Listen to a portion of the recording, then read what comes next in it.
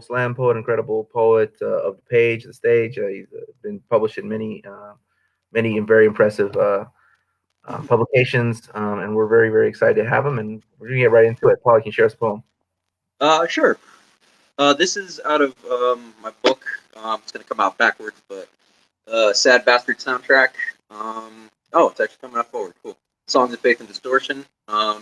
This deals with my journey through meth addiction and now recovery. So, youth is the only covenant we can never keep. History is never clean. You're doing sobriety wrong, Paulie. He's been 20 years free from meth, immaculate, never perfect. This is for. I can't say who this is for because I have no idea what this is. An ode, a recollection. It can't be a how-to. I don't know how I did it. I just decided to. Even if my sobriety, your addiction share the same faults, defects, /tags, blood, I don't know what will get you through yours. And if I were you, I would find that more reassuring. Oh, thank God. You don't fucking know either. All I can say definitively is what worked for me. Running. I moved, packed what little I had, and kept moving.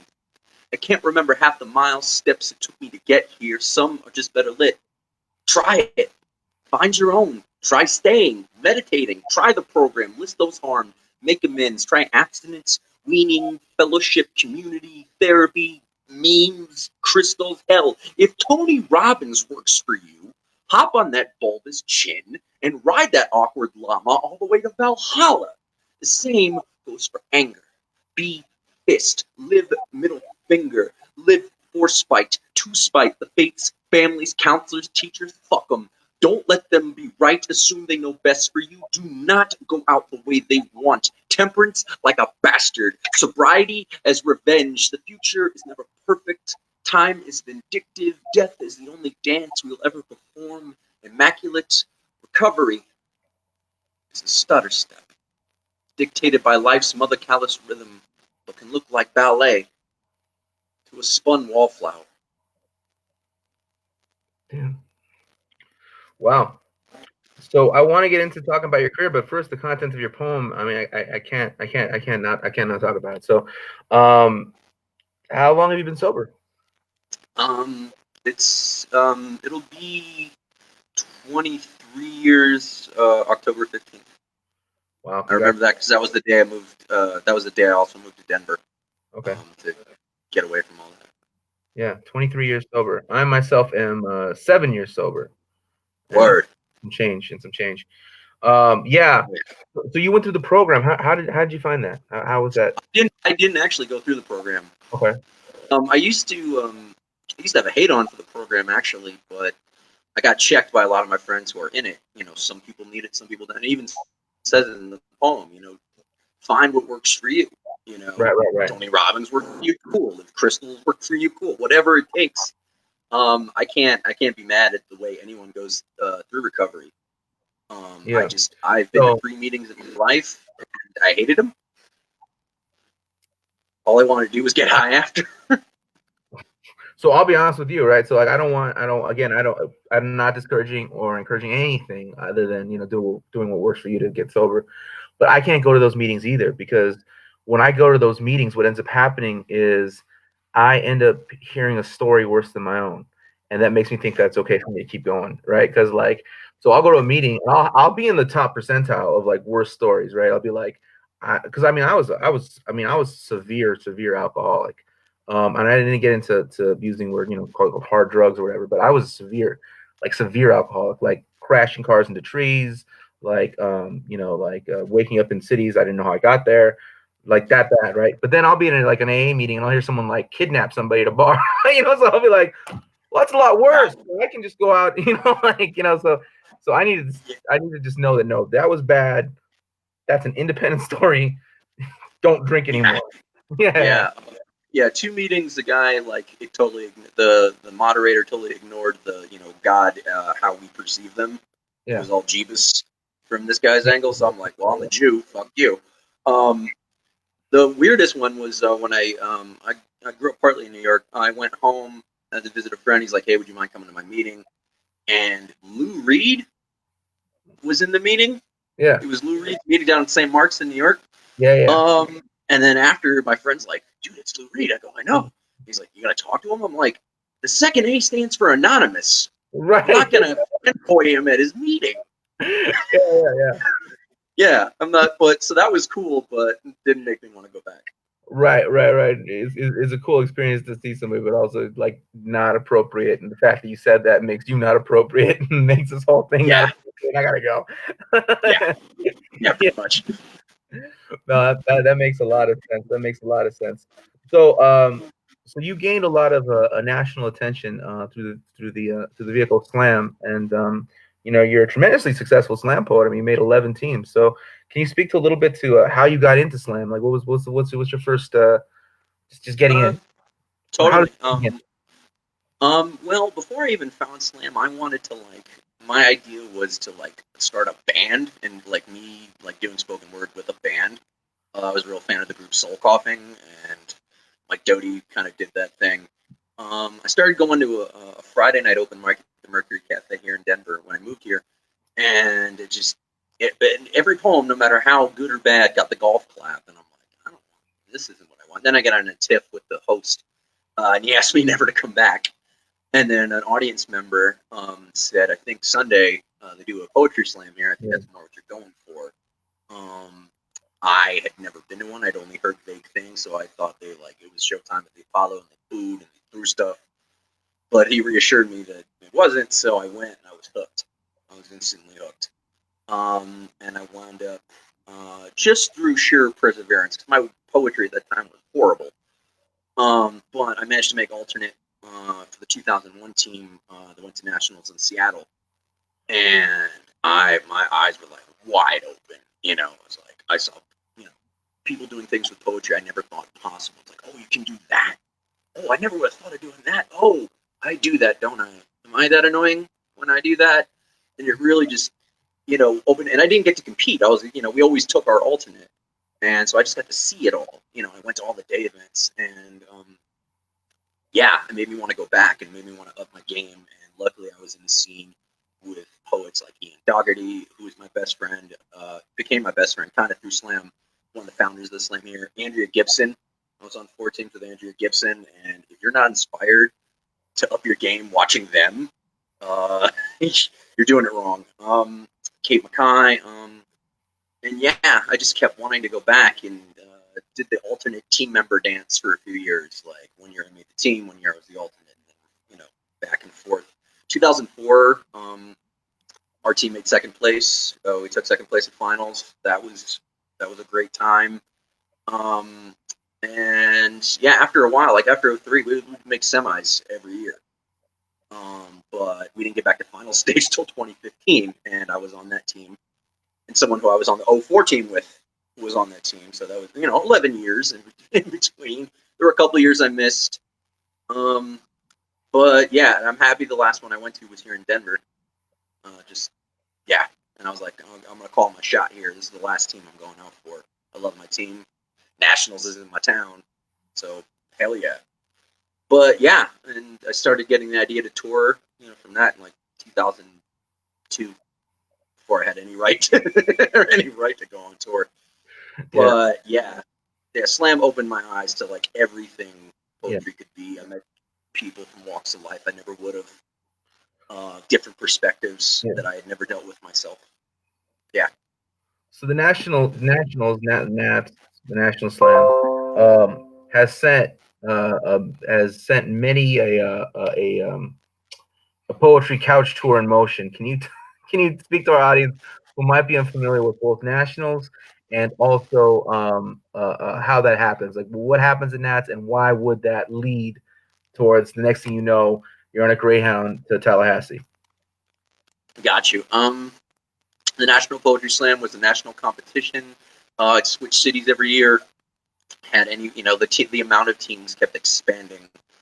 Every year, 50 something, 60 something teams. At one point, it was like 90 something teams, all coming together in a city to compete. Everyone getting 2 nights of prelim, competition. So your team would go up to 2 nights, And then if you scored, your scores were good enough, you made semifinals. And if your scores are good enough, you won your semifinals bout, you made the finals.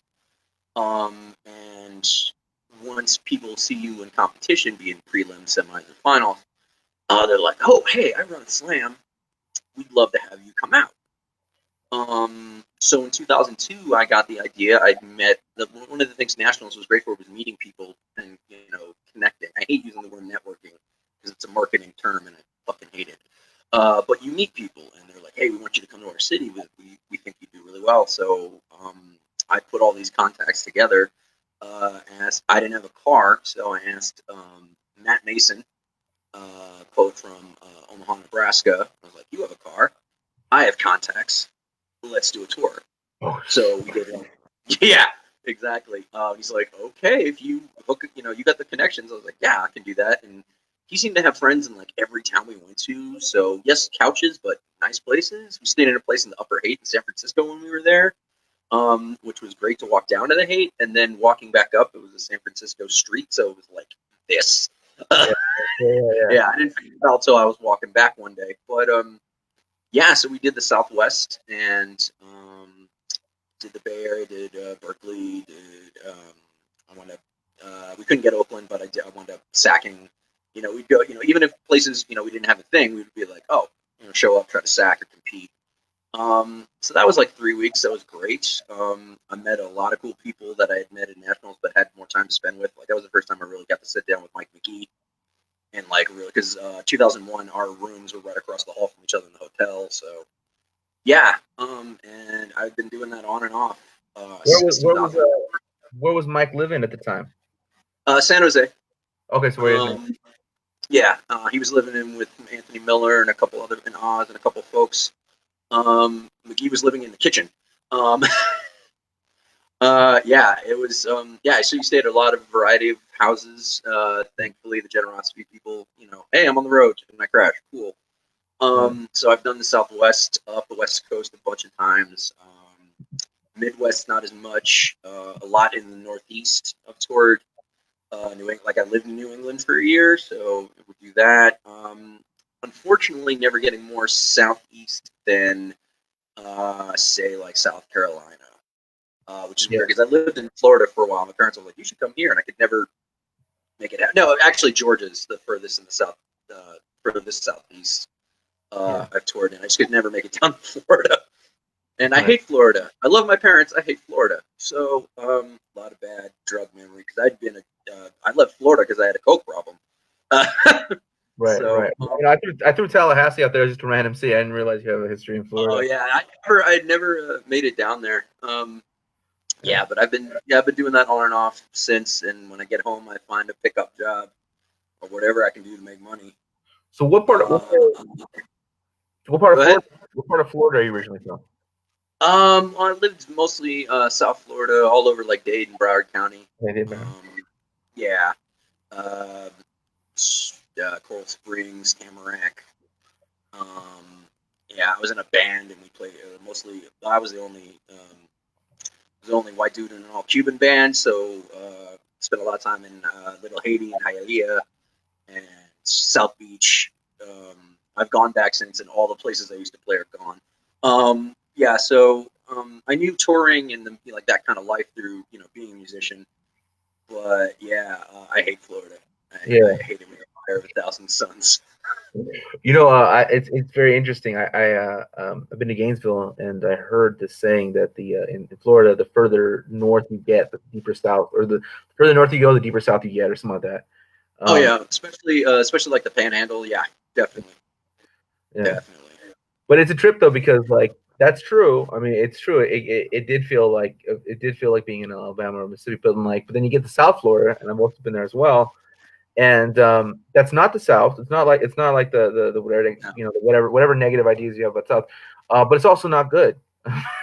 Like it's not great. No. it's not good Um, for different reasons. Yeah, yeah, exactly. There was a club we played sometimes in Davie called the Plus Five Lounge, and we'd always have the joke JV where the men are men and the sheep are scared shitless. yeah, Yeah. yeah. So I want to get into your profession as a writer, or not your not just necessarily the performance poet, but also as a writer who submits to journals and articles, and you've had some successes there as well. But first, before we go to that, we have a question from the audience. So Okay. uh, let's look at this. He says, "Hi Paul, you mentioned this is from Dat Dang. He mentions, hi Paul, you mentioned Tony Robbins earlier. What did you take? What did it take for you to improve how you performed in public? Did you take any classes, receive any tips over time, or have any problems with anxiety? What's touring look like? Well, let's answer that one first. How did you Okay. know speaking? So, being on the slam teams that I was, I would, we would be coached, especially in group pieces. We've always been kind of known for our group pieces here, and choreographing them. I came into slam and I got over for a while, even though my writing was shit. I had been in bands, I'd fronted bands, I had done some theater when I was younger, and I knew that aspect of it. I knew how to like grab a crowd. For a long time, I would never like let the mic stand say. I'd like grab the mic stand and like lean, into the crowd and Yeah, punctuate certain lines. Like yeah, motherfucker, you ain't listen. I find the one dude that ain't listening get like right up in their grill. yeah, So that's that's the punk rock side of me.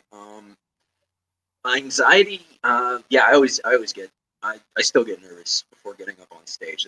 For me, that's just part of it. I always joke, the day I stop being nervous is the day I quit, because then it doesn't mean quite as much. I'm just getting up there to do the thing again. But I always want to put on a great show.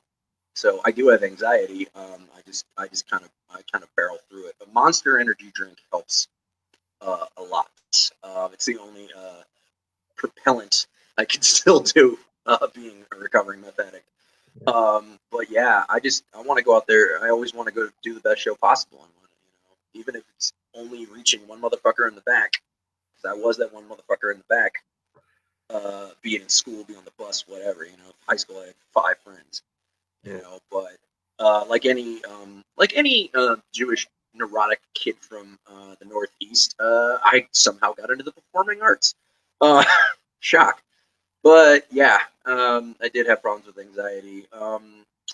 Yeah, the further question is: would you rather stay in the city you live, or do you like to move around with touring? I used to.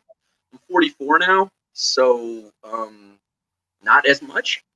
I did have a steady job, steady pay, and I would go out and do like 2 weeks, 3 weeks before COVID. But yeah, so I hope that dang, I hope that answered your question. the other question he says, what was touring like? So I know that you've kind of described the dynamics of it, but what was that like? Let's say like I don't say emotionally, but like what was thrilling about it? What was frustrating about it? How did it make you feel to be on the road? Like how did you like process that? Well, one part of it was like, I'm in a new town. Maybe I've never been there before, and I always like staying with people, because it's like, well, where do you go? I don't give a shit about the touristy stuff. Where do you go? Where do you eat? Eating is a big thing for me when I'm on the road. It's like, take me to your favorite place. Especially, I was in Honolulu doing some shows, and I had my friends Darren and Tui there. I'm Mm-hmm. like, where do you go? I don't give a shit about a beach. Like, where's your favorite bar? Where do you like to eat? That kind of thing. That for me is a joy, finding that out. Finding those places.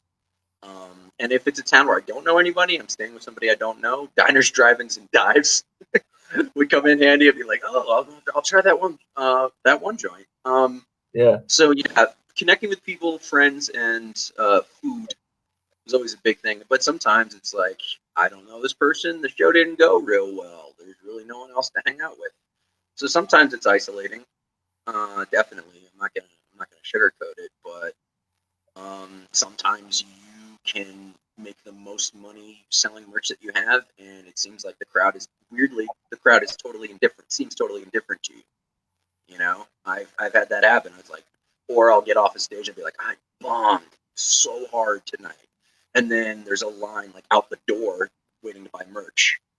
So you never know, and that's the thing. You're going into it. You're like, okay, in my mind, I've built the show up because I booked the tour, and I'm going to go do this, and it's going to be awesome because I've heard awesome things. And sometimes it just sucks. or I don't give a shit about crowd turnout. 5 or 5,000, they get the same show. But yeah, sometimes you can bomb. Sometimes you can have a crowd be. It's never hate. It's just always like aggressive indifference.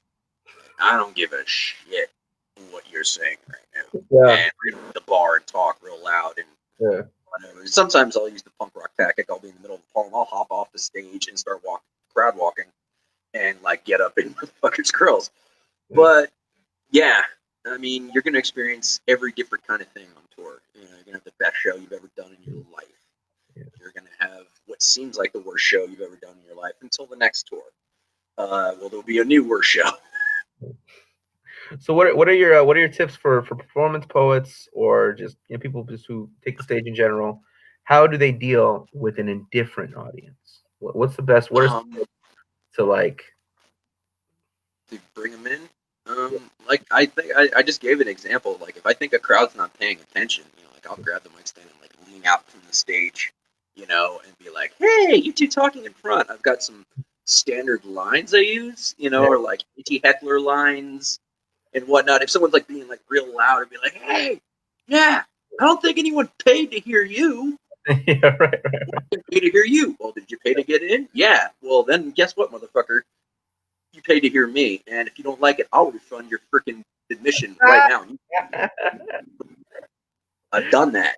I believe 99% of the time, they're like, "Oh shit, I'll listen." A couple times they've been like, "Yeah, I want my $10." I'm like, "Here you go, dude. Have a good night."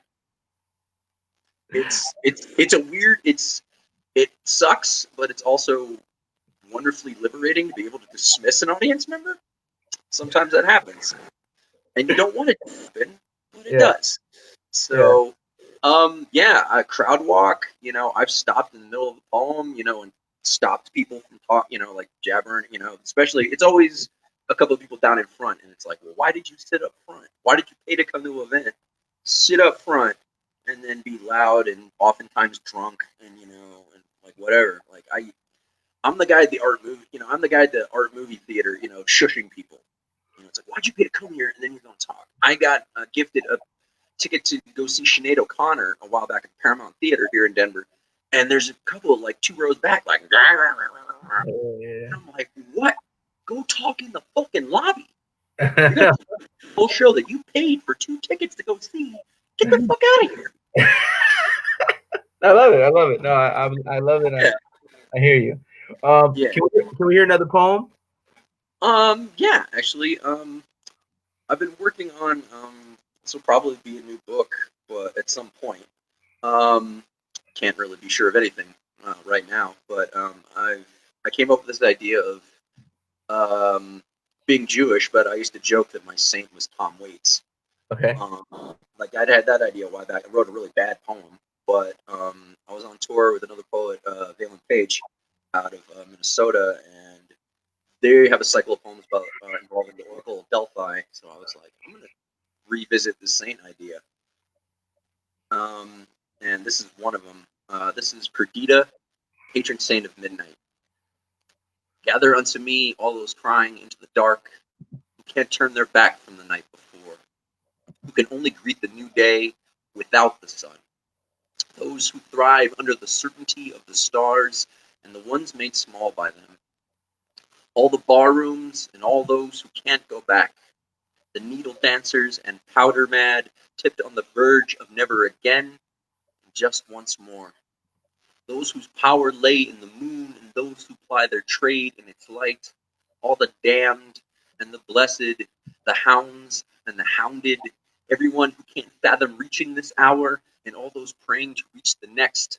The drivers and screamers and seekers and small and grand and defiant and accepting, strange, off-kilt, all reveling and weeping alike.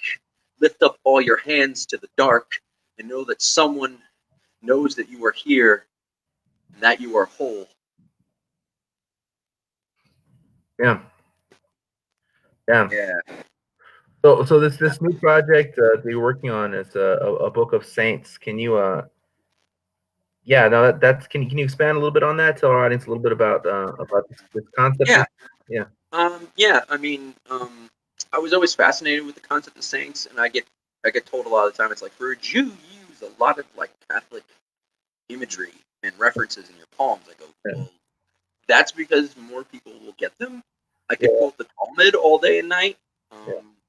And I used to host a reading, a day reading at Nationals called the 12 Tribes Reading, which was a Jewish Mhm. poet, open mic.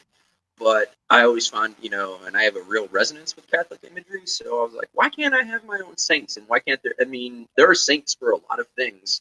So doing this project has been like, well, I have to be real specific. Yeah. This is the patron saint of midnight. This is the patron saint of isolation. Mhm. A lot of them coming during this time of like distancing and quarantine. So isolation, a patron saint of uncertainty. So they're all persona poems. One of Yeah. them is a prayer to this made up saint, but the patron saint of small town escapes. I like Was that. inspired driving from Albuquerque to Keller, Texas. It was Yeah. like one of those old state highways that actually goes through small towns. We were in Memphis, Texas, Yeah. and I spotted like 5 churches, and like the high school football stadium was huge. Yeah. And I was like, oh God, what's it like to be like stuck here?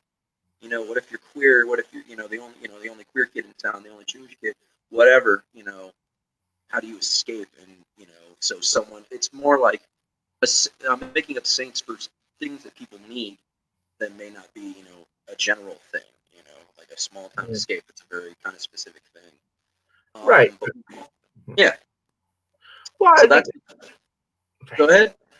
Well, I mean, this like concept of like the grand heroes of right is a universal thing that we see throughout many cultures, right? And if you were to be more, if you were to be, I don't know, more Jewish about it, it'd be like the prophets, the prophet of this or something like that. But it's a theme, and I think that people get hung up on weird stuff sometimes because you talk about growing up in Florida, so you grew up around maybe a lot of Cubans. You grew up like around Catholic culture, so you're very familiar with it. It's Oh, not like oh yeah. And, it's and, like, one of the last band I was in, our percussionist he was a mortician and a Santero priest. So got to see I got to see a lot of different things from that. But yeah, I've always, terms like catechism and, rosary and whatnot have always impacted with me. And Catholics and Jews share guilt. Guilt is a very big thing. I always joke that Catholics are taught guilt, through confession and whatnot. Jews, we pop out of the womb with it. I heard a comedian once like talk about like you're born, they hold you up to your mother. It's like, oh God, what did I do to that poor woman? Oh, I deserve that. Yeah. yeah, And both both Catholic and Jewish grandmothers want you to eat a lot and will make you feel guilty if you don't want another plate. Um, my grandmother used to bake up thing, like my cooking got your mother through the depression. My mom was born in '42. Shut up. yeah. That kind of thing. But yeah, it's something. Like when I got off tour in January, I was like, I need these things to cling to, so I'll just make them up myself. And now, like evolving, being, the time we're in, um, so I needed to talk about some of those things. These are things people could need right now. A patron saint of isolation, we can all feel that right now. So the one I read, I got because I don't have like a list. I just like I'll get all inspired. Music inspires me a lot, and someone had posted a video from a live performance of Hedwig and the Angry Inch, a musical I love very much. And there's a song in there called Midnight Radio, and I was like, oh, like they posted the video of a different song. I put Andrew Reynolds from the Broadway run. I put that song on a loop and wrote that piece. Funny story. I got done and I sent it to my friends. I usually send to for edits, and they said they loved it. I messaged Stephen Trask, who wrote all the music and lyrics for Hedwig, on Instagram. Just thinking like, yeah, I just want to say this right now, and he'll never. He responded the next morning. He Wow. said, "This is beautiful. Thank you for sending this to me," and that made my whole world. So yeah, a lot of my stuff is inspired by music, different bands. Sad Bastard soundtrack. I went back through all the Sad Bastard music I listened to in the '90s. I even came up with a writing method based off lyrics for that. So I used that method for a lot of that book. inspiration comes from everywhere, so you just got to know where to find it. Yeah. You know what's really interesting is that with poetry, we're in a situation where in poetry we're in a situation where like the roof sometimes for it is not the same as like a musician or a comedian or something like that, but when we're all starting out, we're all at the same open mic, right? So the Yeah, roof reaches it. yeah. So when you're talking about reaching out to somebody who's involved in film and music, technology is very different though. Technology is not that same thing. I mean, so like in many times, even though these people are millionaires and we're like trying to figure out how we're gonna catch the next Greyhound, um, we oftentimes find ourselves in these kind of weird peer-to-peer relationships, and even people we don't know, we can reach out to. Like, I wrote this poem about you, and they're like, "Oh, this is a wonderful poem. Check this out," and that can happen. So what encouragement would you give to people to like, hey, if you have a hero, reach out to your hero. They might respond. Yeah, it's a lot easier to do now. When I was playing in bands, there was no way to maybe through a fan club, through the mail, they might see it. But now you can directly message people. I think on Twitter they have to follow you to see your message. But like on Instagram, like I don't, I followed Steven Trask, but he obviously doesn't follow me. But I just said fuck it and hit him up, and I'll do that. I have another poem from the cycle, the patron saint of wallflowers.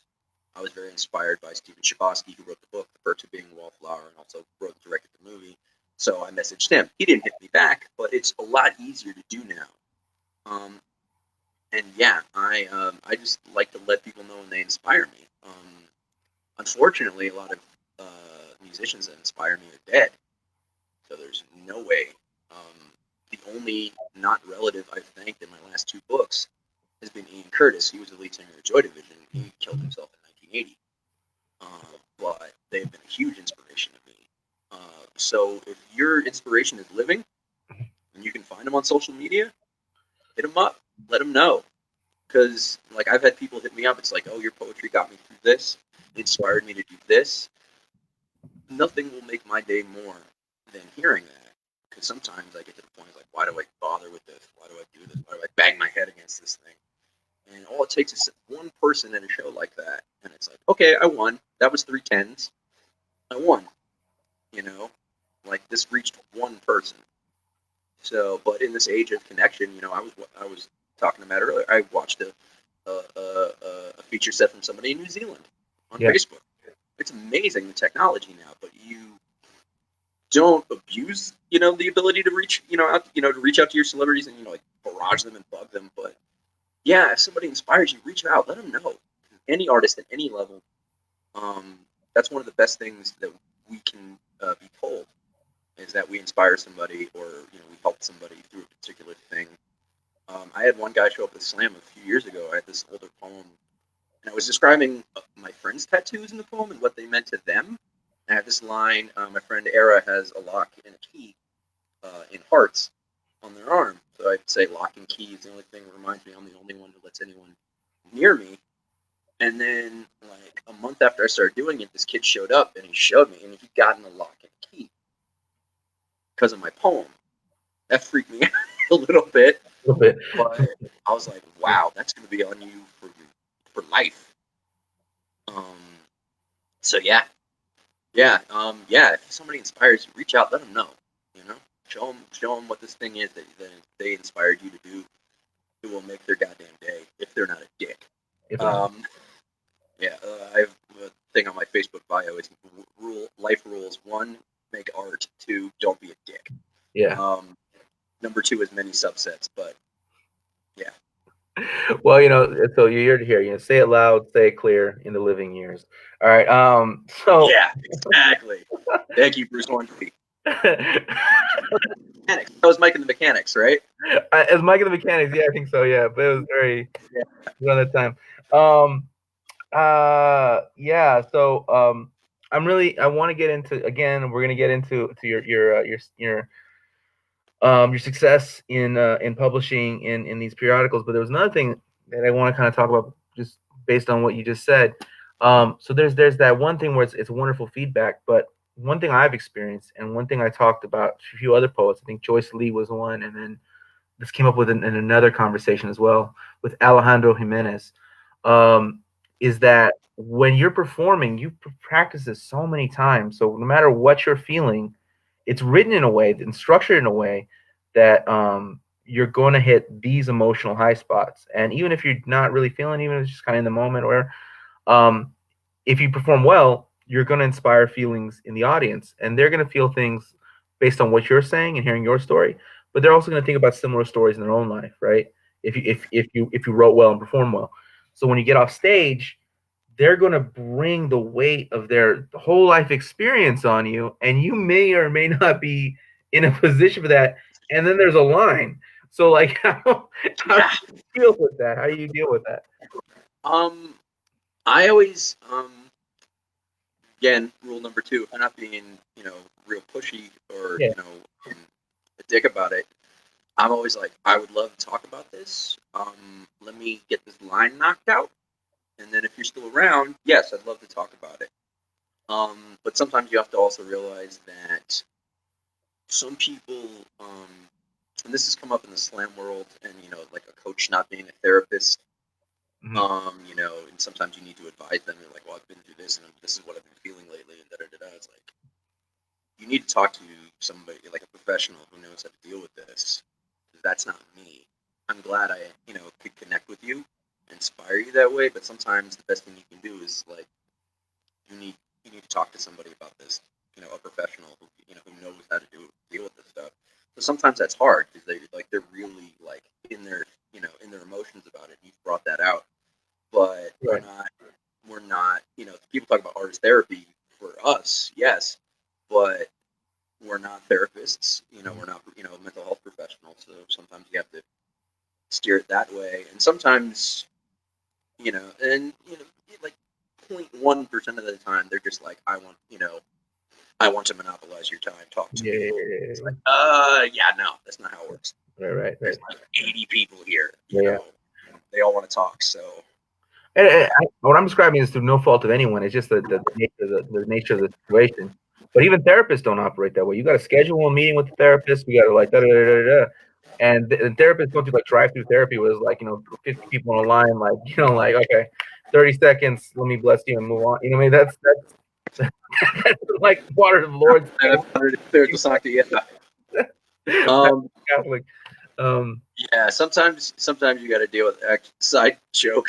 The movie "To Be or Not to Be" with Mel Brooks. There's a scene where it's a comedy. I'll say that at first, but they work in a theater and the Nazis are like raiding them, and somebody in the crew is just, does this, and then it being in Poland in the 40s, one guy goes like this and does a Star David.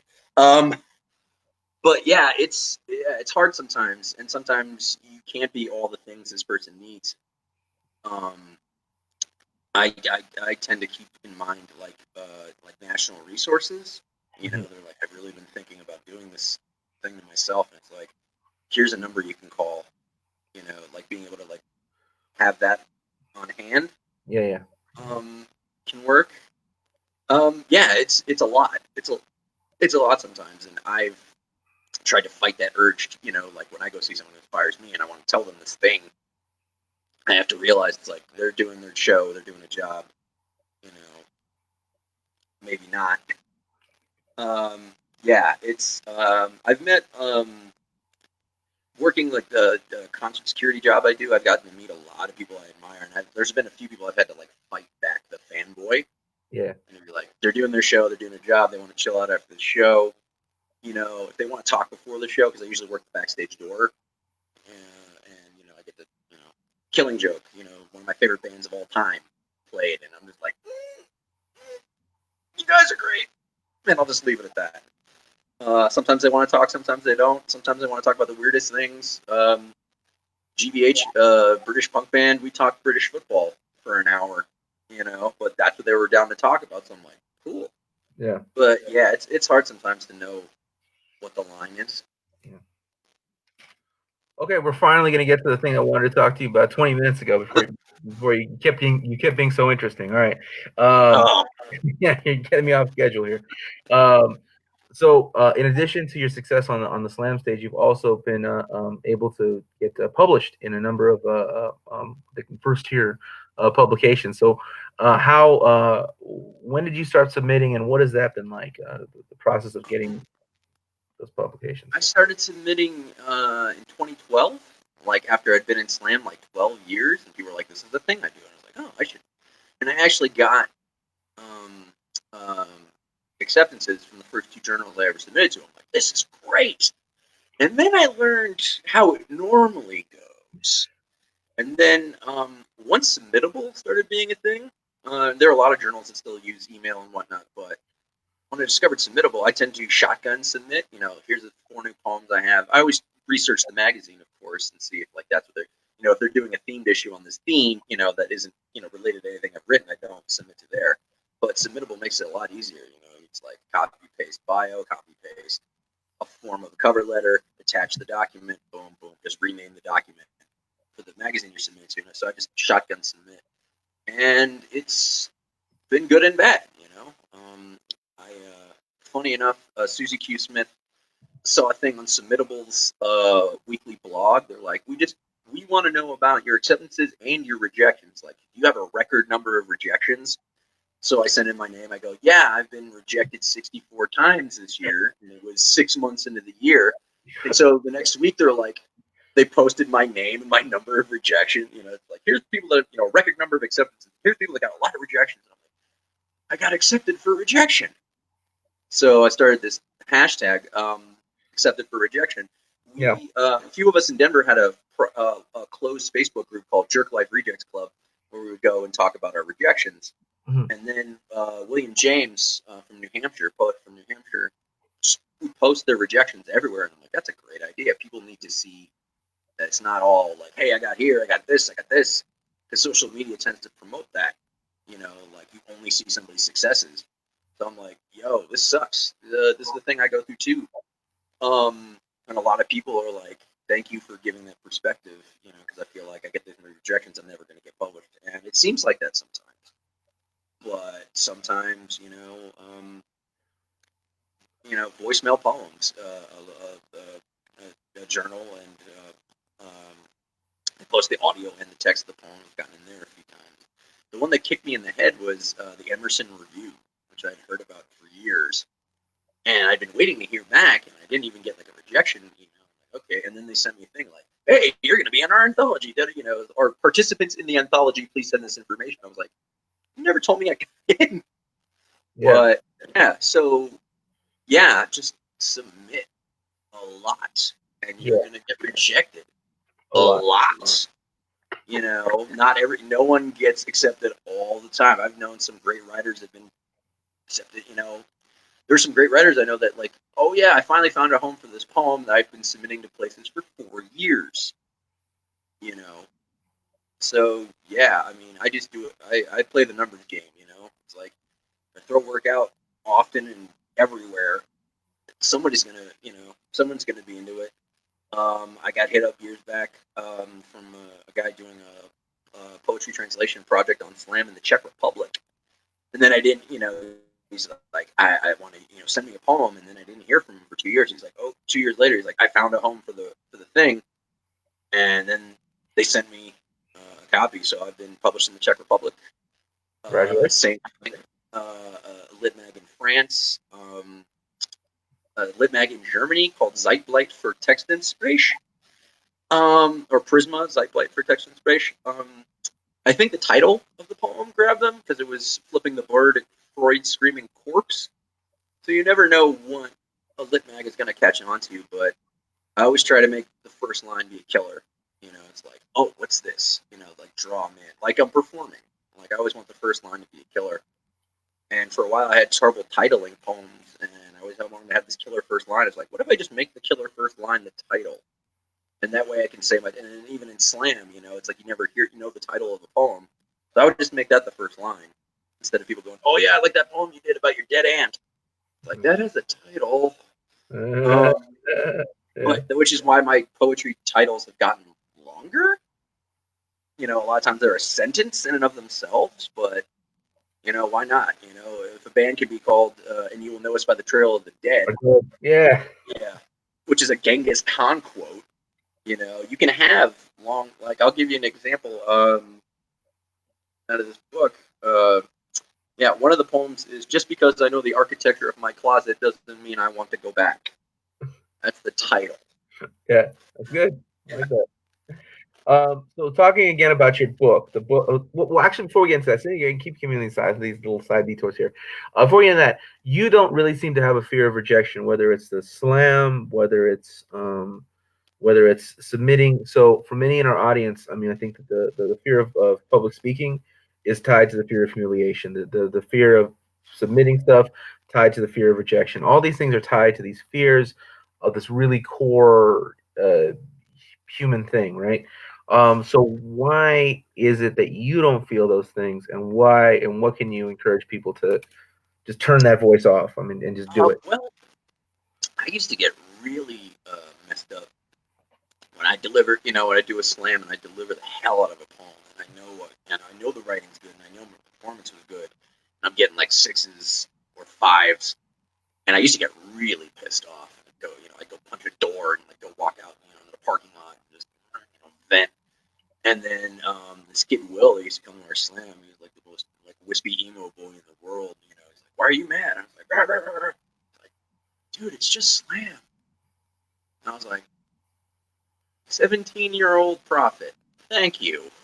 And it kind of rejiggered my thinking. And part of it's like my punk rock attitude. It's like, you didn't like me, fuck you. I did what I did. I did it the best I could. And if it doesn't hit everybody, if like everybody doesn't universally love it, that's not.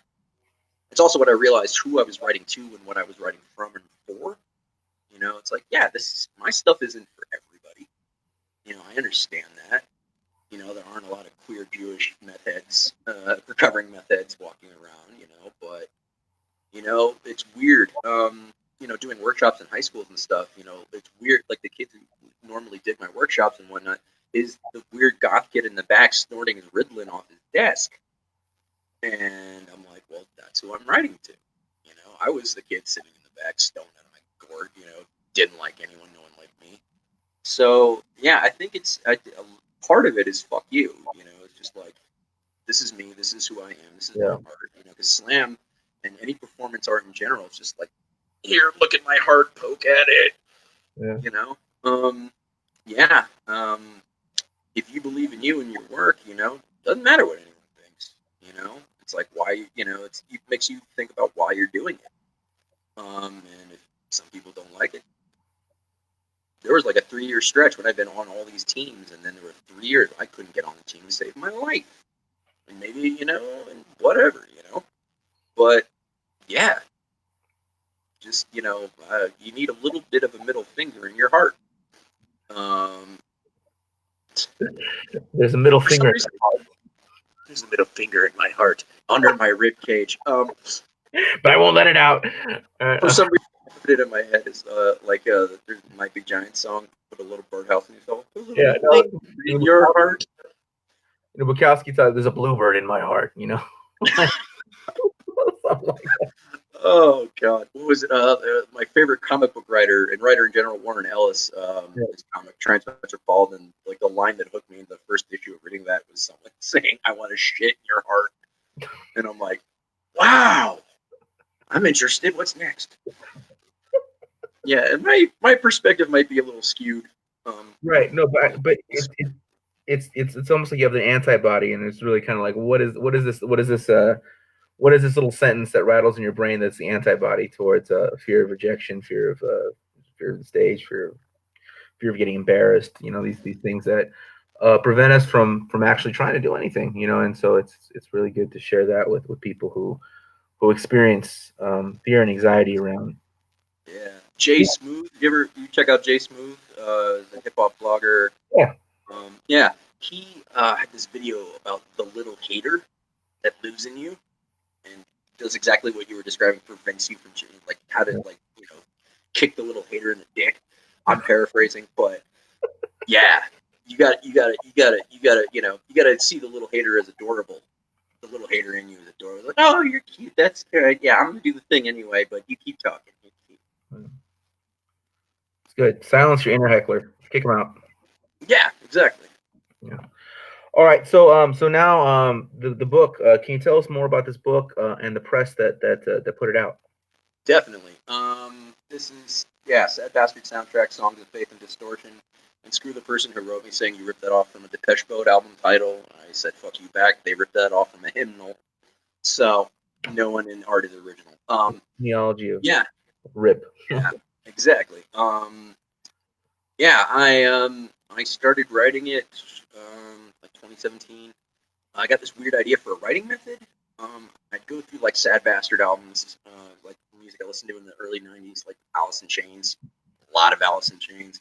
Yeah. And I came up with a method. I would go through a whole album, pick one line of lyrics from each song, put them on a page, rearrange them into like 4 line, you know, stanzas, I guess, and then start trying to rewrite each line, like write it differently.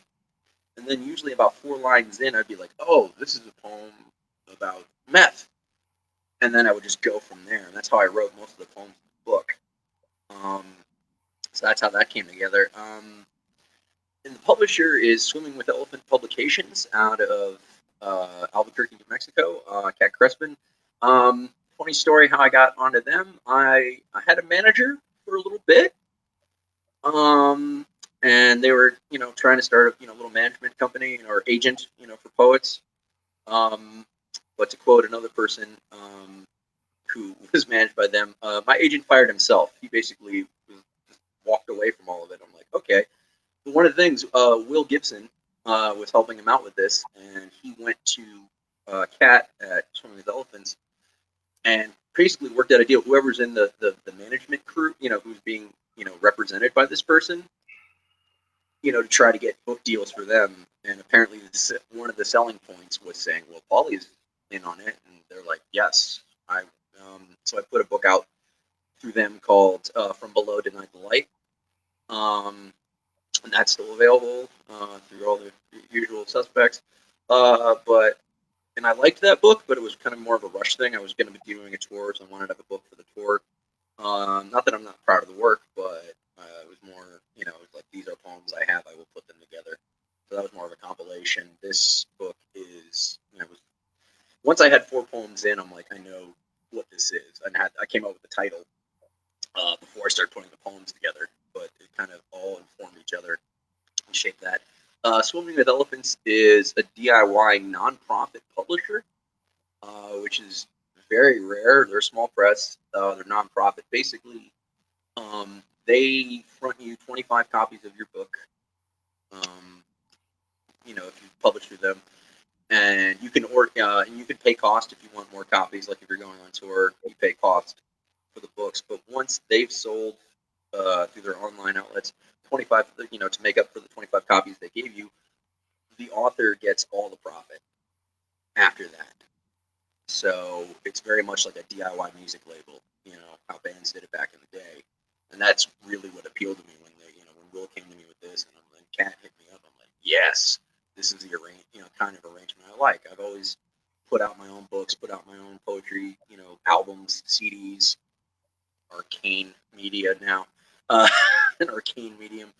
But that's how I'd always done it. And it was like, say you were putting out albums or singles by with your own label that you created, and then like Caroline Records and one of those like mid-level indies in the '90s, picked you up. That was a thing. Yeah. So yeah, I love the Elefam that I'm in on Swimming with Elephants.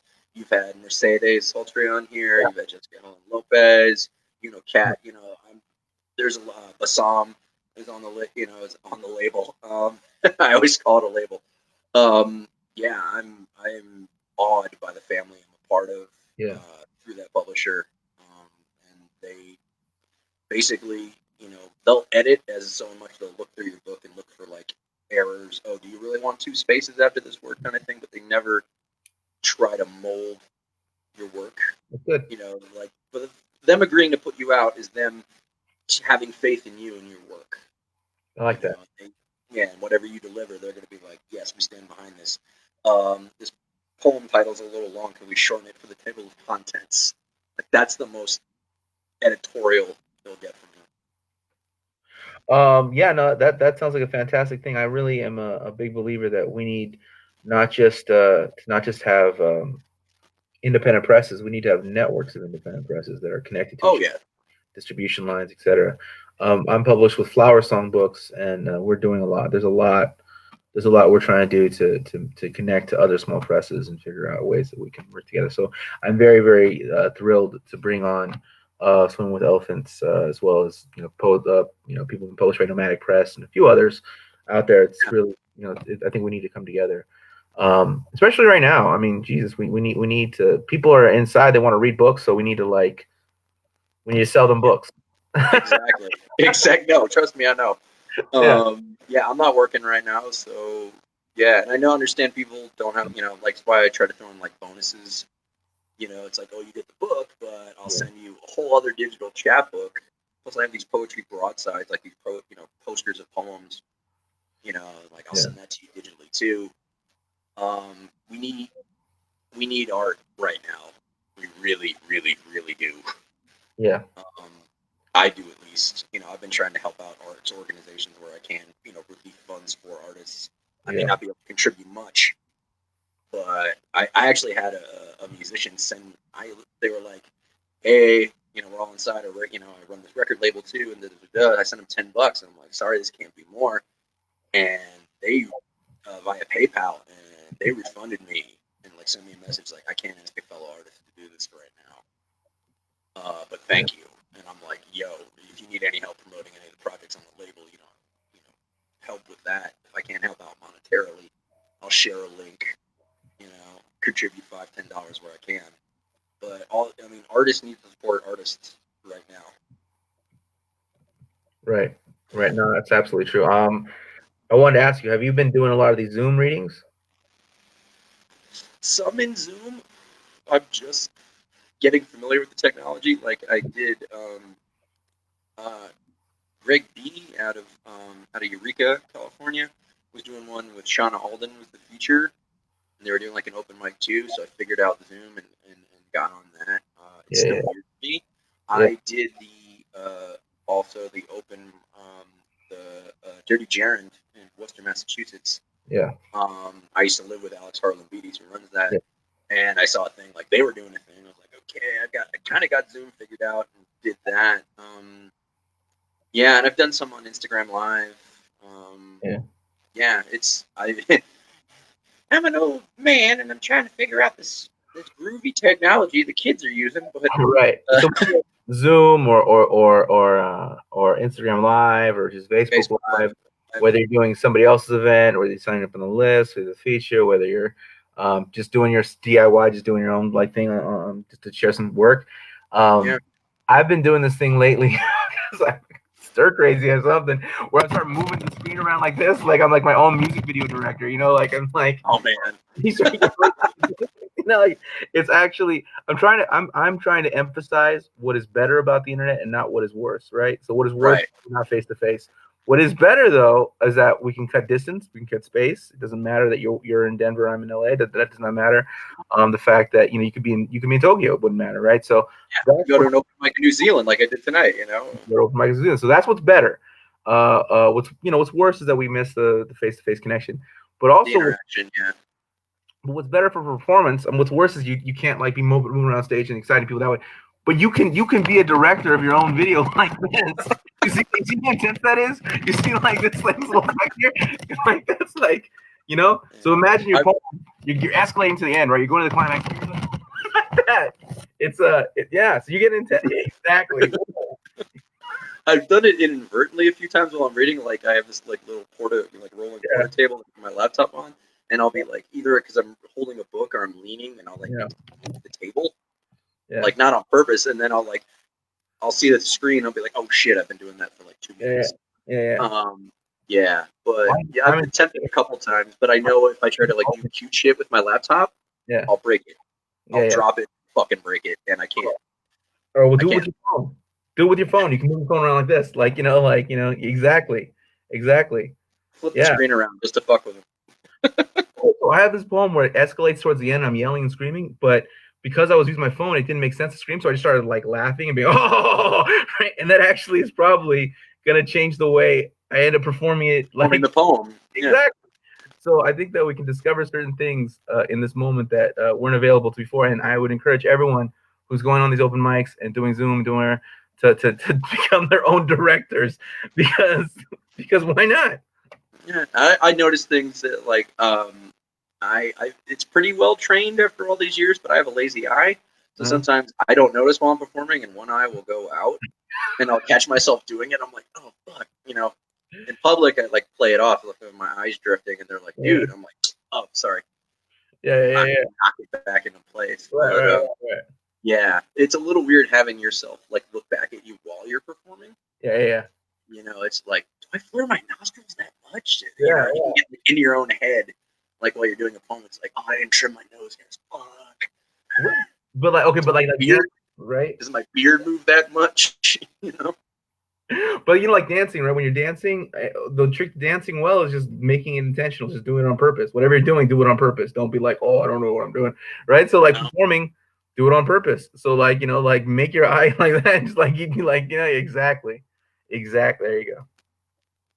Yeah, Exactly. I wore an eye patch over my glasses for years when I was a kid to like rein it. Yeah, like I didn't get beat Oh, up enough. I Uh, don't mean to laugh at your childhood trauma, but I do too. I do too.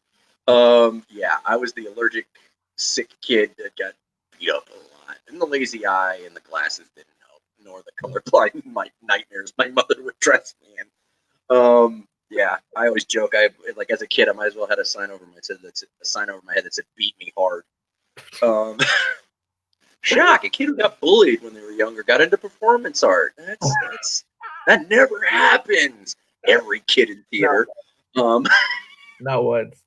Okay, no, so any final inspirational words for all of those bullied kids out there who are now adults trying to sing the song of their heart? um, put the middle finger in your heart.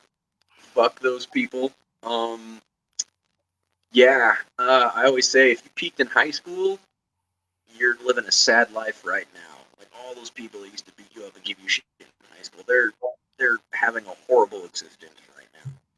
You know, if high school was what was the bit from Dazed and Confused? The character's like, he's It'll like, never all be. I'm saying is, what he's, all I'm saying is, if I look back and say these are the best years of my life, remind me to kill myself. Um, you know, if you're in if you're in a hellish like high school situation, that's the one I always go to. Those people ain't gonna mean shit to you in 3 years. I know it seems like it's never gonna end, but it is. You're gonna get out of there and fuck them. They're gonna be what's the meme? They're still gonna live in the same town and think going to Olive Garden is fine dining and not to be classist about it, but fuck them. If their greatest thrill is beating the shit out of someone they perceive as weak, then they have to live in that head all the time. That's worse than any punishment you could dish out back at them. So those are the inspiring words. You mind if I do a little? Mind if I do a little plug here at the end too? Yeah, yeah, we'll do a plug. Yeah, please, please. That was the yeah. All right. So, like I was saying earlier, this book, you can get a signed copy for like $16. I've got copies at home. Also, you'll get 2 poetry broadsides and a whole other digital chapbook. $16. And just you can hit me through Venmo, Cash App, PayPal. There's a few different. I guess I can comment in the video or Yeah, comment after this is posted, and I'll yeah. put the links up there. Um, but you can also get them through several small bookstores. Irreverent Bookworm in Minneapolis, Bookworks out of Albuquerque. It'll just be a while before I see that money. So if you want the personalized signed touch, yeah, I'll comment with my Venmo and Cash App and PayPal and all that stuff. Poet gotta eat. Yeah, and yeah, Yeah. definitely support Paulie, and also post the links here, and we'll share this at a more decent hour so more people can see. I like the fact that we got to like one person at like 3:30 in the morning here, and someone's I like oh watching, oh hell, dropping the question. we had like at 1.3. My God. Yeah, yeah, yeah, yeah. So, but no, but this will have a life of its own. It'll more people will see it later. So Yeah. Well, thank you for having me, man. I mean, it was like a random messaging out like nowhere. I was like, hey, you want to get an interview? I'm like, okay. Why not? Why not? Hey, it's 2 in the morning. Let's go. I passed out like 10 p.m. and I woke up. It was like 12:30. I'm like, I want to interview somebody. So like, Hair up. Yeah, exactly. Yeah, So I can't get off my old work schedule. yeah, I know it's been different, but anyways, thank you so much, Paulie, and everyone check out his work and everyone support him and pick up a copy. Thank you for having me. I really appreciate it. Thank you.